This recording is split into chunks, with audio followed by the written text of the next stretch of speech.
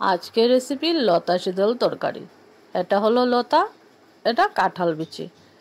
কাঁঠাল বিচি লতা শীতল, এটা শীতল। কাঁঠাল বিচি লতা শীতলের তরকারি খুব মজার হয়। এইভাবে লতাকে ছিলে নিয়ে তারপরে একটু কেটে নেবে, একটু লম্বা লম্বা সাইজের করে কাটতে লাগে।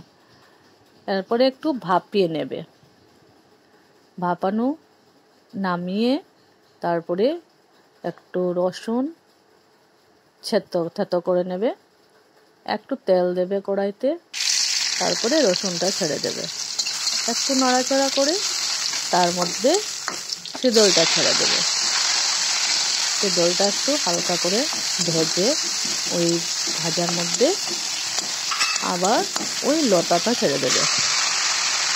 লতা কাঁঠাল বিচি যে ভাপানো ছিল ওইগুলো ভালো করে নাড়াচাড়া করে একটু মশলা টশলা দিয়ে নুন, হলদি আর একটু মরিচ, বেশি কিছু মশলা এটাতে দিতে লাগে না, একদম হালকাভাবে।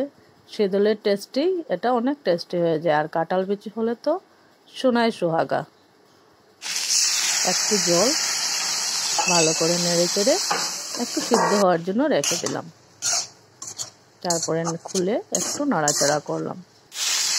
এটা তো আগে ভাপানো থাকে, তাহলে বেশি করতে লাগে না, একটু কষিয়ে একটু জল দিয়ে এটাকে রেখে দিলাম।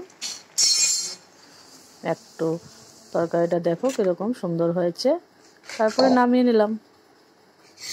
এটার মতন টেস্ট যারা একবার খেয়েছে ওরা আর কোনোদিন ভুলবে না। আমার এই রেসিপিটা খেয়ে দেখুন।